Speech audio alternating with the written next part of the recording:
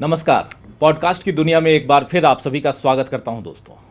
आप जानते हैं हम लगातार पॉडकास्ट में कुछ ऐसे मसलों को, कुछ ऐसी बातों को, कुछ ऐसी खबरों को लेकर आते हैं जिसके ज़रिए कम से कम कुछ विमर्श हमारे आपके बीच पैदा हो पाए।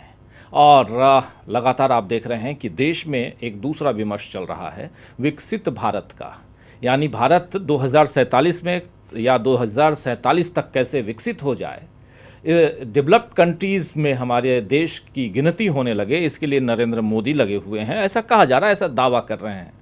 लेकिन क्या हकीकत ऐसा ही है? चौथी इकोनॉमी की बात भी कर रहे हैं, लेकिन फोर्थ इकोनॉमी भारत जो है वो बन गया है। उससे ज़्यादा ये ज़रूरी है कि भारत की इज्जत हो रही है दुनिया में या नहीं हो रही है, इसको जानें। इस पर चर्चा के लिए हमारे साथ दो वरिष्ठ साथी मौजूद हैं। हमारे साथ समीर आत्मज मिश्र जी हैं। समीर जी, आपका स्वागत है।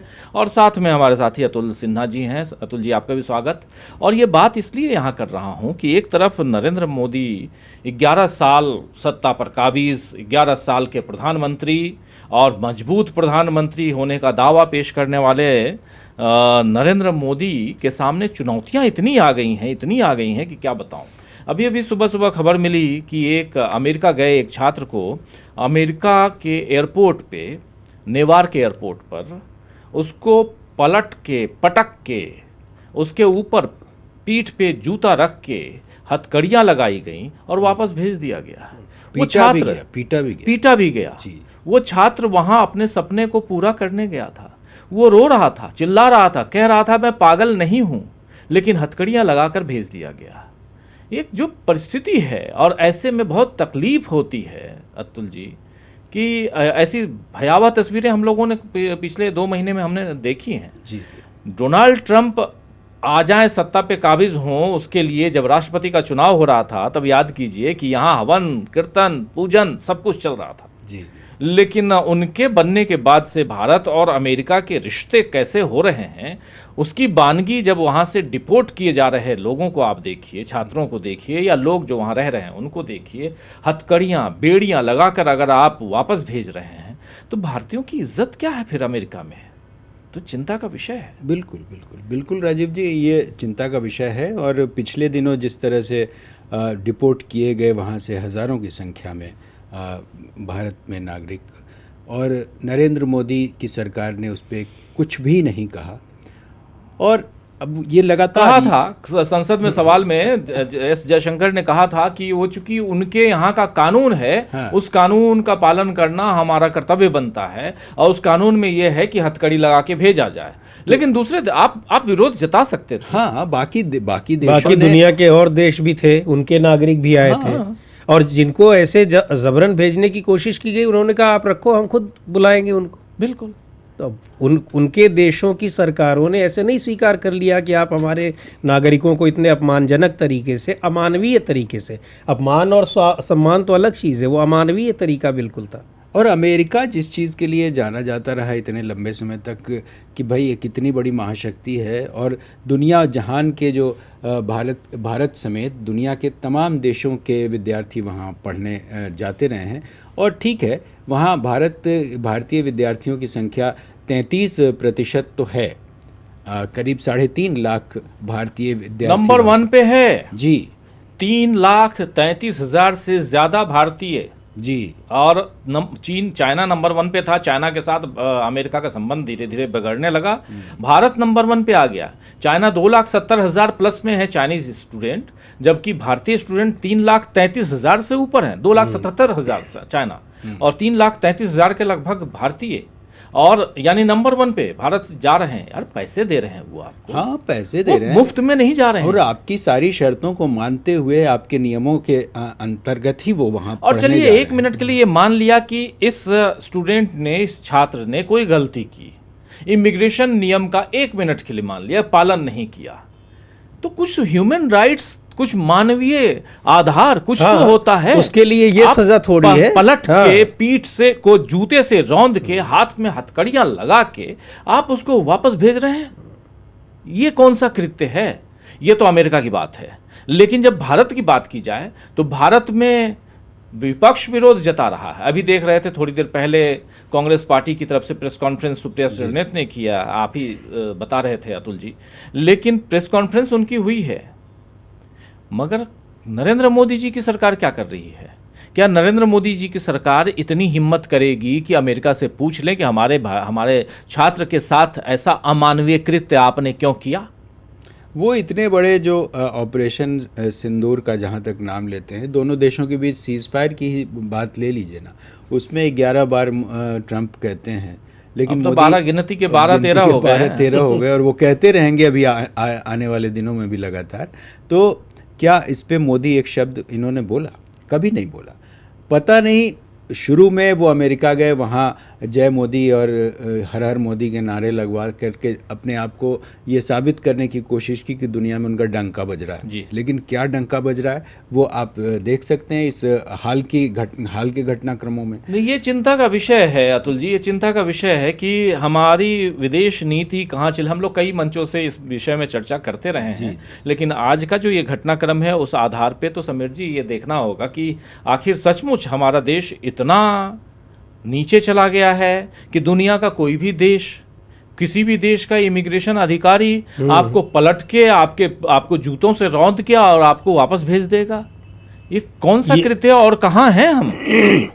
इसकी जो एक चीज़ देखें, जब डोनाल्ड ट्रंप का दूसरा कार्यकाल, इसको हम देखें, ये सही है कि प्रधानमंत्री जी के मित्र हैं, वो सारी चीज़ें हैं। दूसरे कार्यकाल के बाद डोनाल्ड ट्रंप जिस तरीके से कर रहे हैं, वो ऐसा लग रहा है कि टारगेट कर रहे हैं और जानबूझकर कर रहे हैं, और भारत से ज़्यादा सीधे प्रधानमंत्री को। और ये इस कोशिश में कि इनको कितना मैं इनके लिए अपमानजनक, इनके देश के लिए, उनके लिए बातें कह दूं, काम कर दूं, कि ये पलट कर जवाब दें।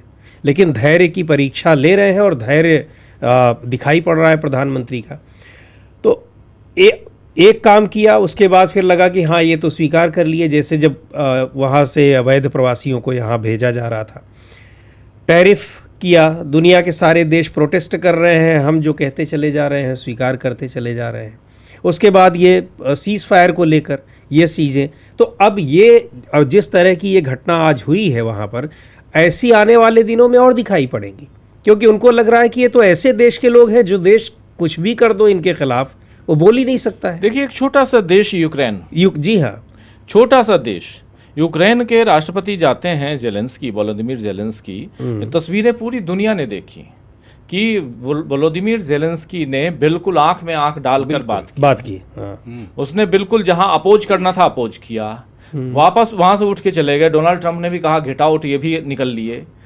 उसके बाद आप देखिए दक्षिण अफ्रीका के राष्ट्रपति आते हैं, सिरिल रामाफोसा, वहाँ वो भी वही कहते हैं कि मेरे पास कतर की तरह उतना पैसा नहीं है कि आपको हम बोइंग प्लेन वो कर दें, गिफ्ट कर दें, लेकिन हमारे पास जो है उस आधार पे हम अपनी बात रख रहे हैं।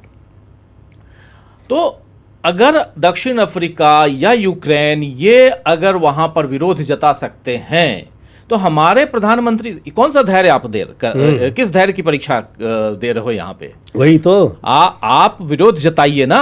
आप विरोध अगर नहीं जता सकते, ये डरपोक है। हाँ। बेसिकली धैर्य नहीं कह सकते। आपको पता नहीं किस बात का डर है। वही पता नहीं किस बात का डर है कि आप कुछ बोल भाई, डरना हो तो पाकिस्तान डरे, जिसके पास अमेरिका के हथियार हैं। हाँ, पाकिस्तान डरे ना, उसकी आर्थिक मदद कर रहा है, करता रहा वो डरे है। उससे। और आज ही पाकिस्तान के बिलावल भुट्टो अमेरिका में कहे कि अमेरिका के कारण हमारे यहाँ आतंकवाद बढ़ा है। आपको अमेरिका धमका देता है, कहता है बिलावल भुट्टो अमेरिका जाके, पाकिस्तानी अमेरिका जाके कहता है कि अमेरिका के कारण, उसी अमेरिका की धरती पे जाके कहता है अमेरिका के कारण हमारे यहाँ आतंकवाद फैला है। बिल्कुल।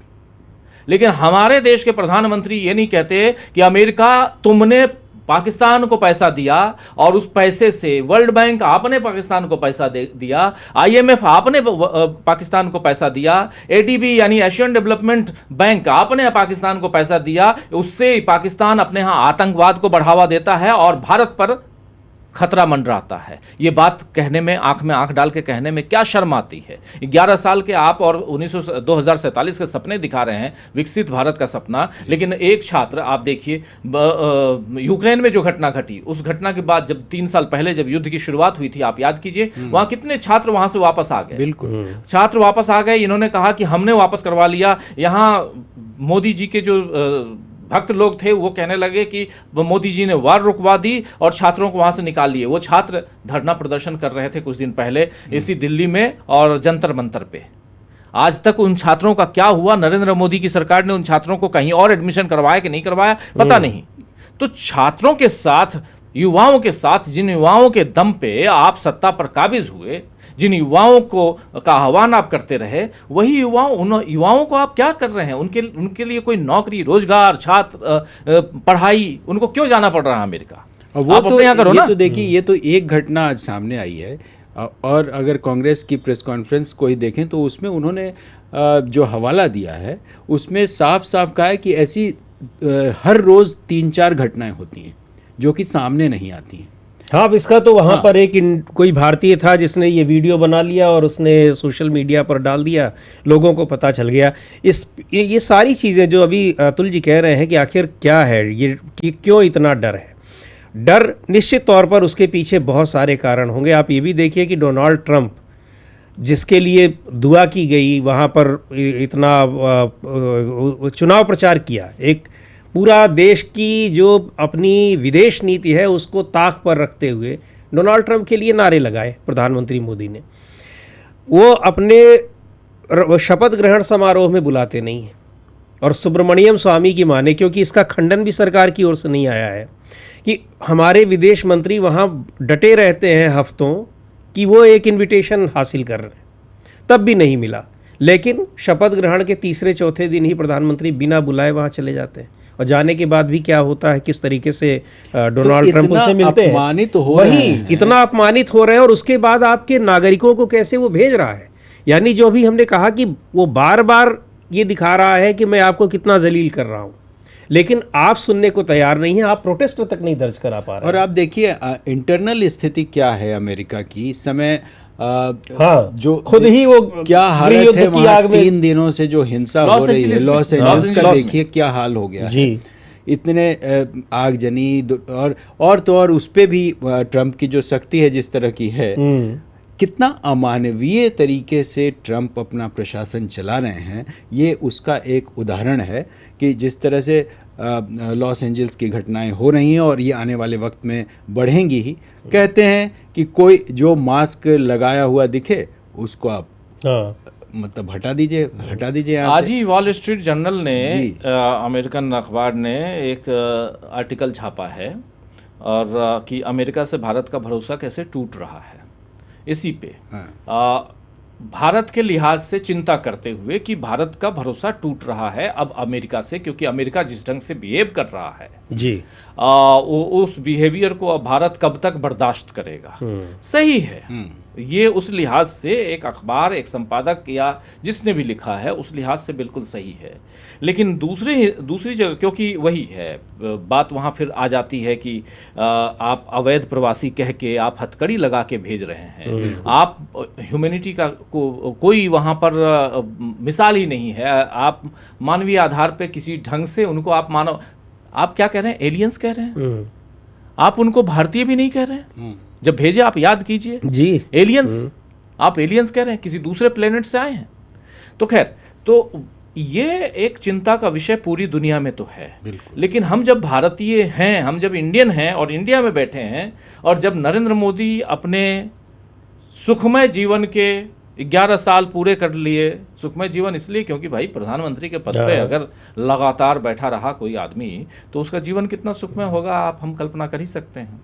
तो उस सुखमय जीवन के 11 साल पूरे कर लिए, तो कम से कम जो लोग दुखी हैं, इस देश की जो जनता है, आवाम है, उसके लिए तो चिंता होनी चाहिए। विदेश नीति हमारी कहाँ चली गई, हम कहाँ पहुँच गए हैं। आज अभी आप ऑपरेशन सिंदूर की बात कर रहे थे, ऑपरेशन सिंदूर के बाद भारत को अपने डेलीगेशंस को बाहर भेजना पड़ा। आतंकवाद पे भारत का साथ देने के लिए कोई खड़ा नहीं हुआ, एक देश खड़ा नहीं हुआ। सिर्फ अफगानिस्तान के अपना लालच है कि आप हमको मान्यता दीजिए, क्योंकि वहां तालिबान जब से आया तब से भारत ने मान्यता नहीं दी तालिबानी सरकार को। एम्बेसी खोलने की अनुमति दीजिए आप दिल्ली में। उसने एक तरफ हम आपके साथ हैं इस मसले पे, क्योंकि पाकिस्तान के आप दुश्मन, हम भी पाकिस्तान के दुश्मन, दुश्मन का दुश्मन दोस्त, लेकिन दोस्ती तभी निभाएंगे जब 3-4 पॉइंट, बिल्कुल इस पे अमल कीजिए। आप सबसे पहले हमको मान्यता दीजिए, जी एम्बेसी खोलने कीजिए, व्यापार चल रहा है, व्यापार को और बढ़ाइए, ऐसे कुछ हो। बात ये नहीं है अतुल जी, समीर जी, बात है कि हमारी विदेश नीति चौपट हो चुकी है। हमारे प्रधानमंत्री जी पिछले 11 साल में देश और विदेश दोनों मिलाकर 300 से ज़्यादा यात्राएं कर चुके हैं, जिसमें से 50% जो है विदेश की यात्रा है।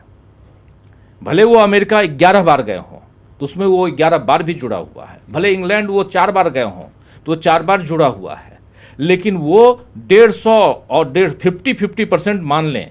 जहां हिंदुस्तान में आप रहते हैं तो सिर्फ आप चुनावी मोड में रहते हैं। आप भले वहां पर ऑपरेशन सिंदूर हो जाए, लेकिन हम बिहार जाएंगे, मधुबनी जाएंगे और वहां चुनाव की बात करेंगे। टारगेट हमारा वोटर होगा। अमेरिका जाएंगे, इंग्लैंड जाएंगे, कहीं भी जाएंगे, हाउडी मोदी करवाएंगे, नमस्ते मोदी जी करवाएंगे, और उनको बुलाएंगे नमस्ते ट्रंप करवाएंगे। लेकिन वो ट्रंप क्या कर रहे हैं, आपके लिए कहाँ खड़े हैं? पूरी दुनिया इस जो हाल के जो घटनाक्रम है उसमें विपक्ष पूरी तरह उनके साथ था। ऐसे वक्त में विदेश के जो भी मामले हैं, ऐसे सेंसिटिव इश्यूज़ पे विपक्ष ने भी पूरा साथ दिया, लेकिन आपने खुद हथियार डाल दिया। मतलब ये एक अजीब सी स्थिति है कि पूरी दुनिया में भारत की जो स्थिति कभी हुआ करती थी, आज की तारीख में भारत एक अजीब निरीह देश की तरह नज़र आ रहा है पूरी दुनिया में। कोई इसके साथ नहीं खड़ा है। हमारे पड़ोसियों से संबंध सही नहीं है, कोई भी हमारा पड़ोसी देश हमारे साथ आज नहीं खड़ा है उस तरह से। तो फिर कैसी विदेश नीति, क्या विदेश नीति, सवाल तो उठते हैं। जी बिल्कुल, वो इसीलिए है ना जो आपने हाउडी मोदी और ये सारी नमस्ते ट्रंप, ये इसलिए है कि आप जिस देश में भी गए हैं वहाँ पीआर किया है, अपना पीआर किया है और अपने मित्रों का किया है। जो आरोप लगते हैं कि आप मित्रों के बिजनेस के लिए आप तमाम देशों के साथ जो बाईलैटरल संबंध हो रहे हैं, वो बेसिकली बाईलैटरल संबंध हो ही देश के लिए नहीं हो रहा है, अपने मित्रों के लिए। तो आपने मेडिसन स्क्वायर को सजा दिया और वहाँ पर जो आपके बहुत सारे लोग हैं उनको बुलाकर आप वहाँ हाय हाय और नारेबाजी करवा लिए, तो उससे विदेश नीति थोड़ी तय हो रही है।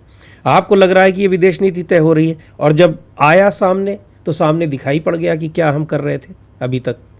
कहीं भी आप देखिए कि किसी भी अगर इसी की तुलना पाकिस्तान से की जाए कि एक तो हमारे यहाँ आतंकवादी हमला हो रहा है, हम पीड़ित हैं सॉरी, और दूसरी ओर पाकिस्तान जो है उन आतंकवादियों को प्रश्रय दे रहा है। जी, बावजूद इसके उस पाकिस्तान के साथ खुले तौर पर तमाम सुरक्षा परिषद के स्थायी सदस्य जैसे देश खड़े हैं, और देशों की तो बात छोड़ दीजिए, और हमारे साथ कोई खड़ा नहीं आ रहा है। तो ये विदेश नीति कहाँ चली गई है? क्या करें? दोस्त ट्रंप साहब भी नहीं खड़े हैं। ट्रंप साहब तो और ज्यादा उसमें आग में घी का काम कर रहे हैं कि हम इन्हें रुकवा दिया, नहीं तो पता नहीं क्या हो गया होता। बार बार कह रहे हैं, बार बार कह रहे हैं और हमने करवाया है। और आप इस लेवल पे पहुंच चुके हैं और अपने देश की विदेश नीति को पहुंचा चुके हैं कि आप डिप्लोमेटिक रिलेशन आपका क्या हो गया कि आप बोल भी नहीं पा रहे हैं।